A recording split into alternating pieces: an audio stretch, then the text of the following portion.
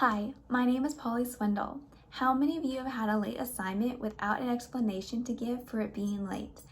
I assume most of you, if not all of you, can agree that this has happened to you, myself included. Well, have no fear. I am here to give you the best piece of advice. The next time you have a late assignment, simply blame it on your dog. Today I'm going to tell you why blaming your dog is one of the best and easiest explanations for late assignments.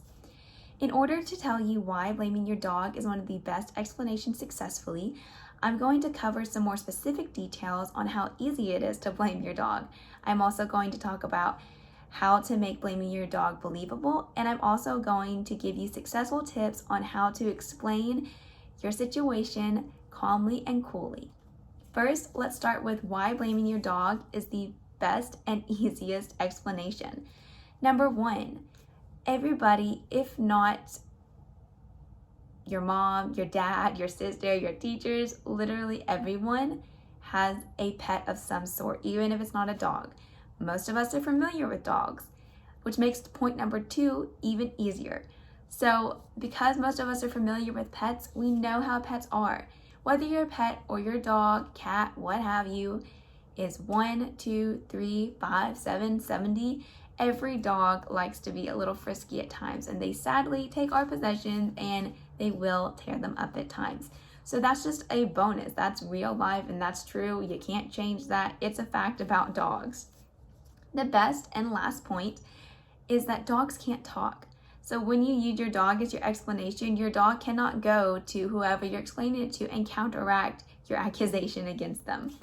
Now that we've talked about why blaming your dog is easy and the best explanation, let's talk about how to make blaming your dog believable. So when you talk about your dog and giving the explanation, make sure you give a lot of detail into the situation. Having details, having a plan is the best way to make sure that your whole scheme is laid out properly. So when you're explaining, make sure you say, it happened the other night. I was watching TV, I was watching The Bachelor, I was watching whatever, and my dog tore up my homework.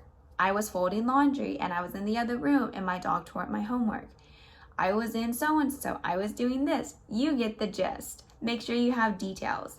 The second step is to shred any assignment, make it look believable like your dog did it, whether it's putting it through a paper shredder, tearing up some bits, just make it look like your dog actually tore up the assignment.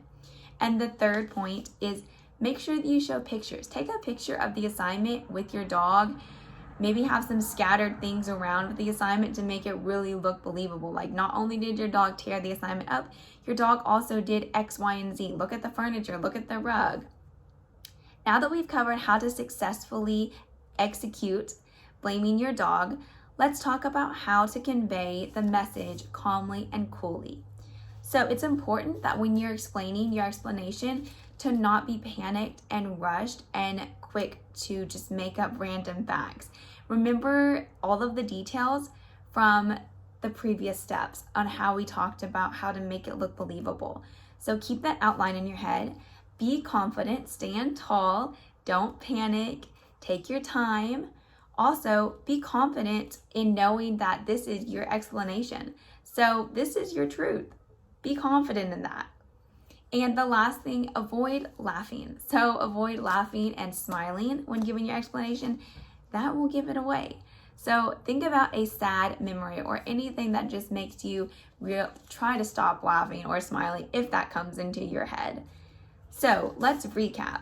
Now that we have talked and covered all about why blaming your dog is the easiest explanation, how to make blaming your dog a believable explanation, and how to successfully convey your explanation calmly and coolly, you're all set to have the best and easiest explanation for all of your late assignments.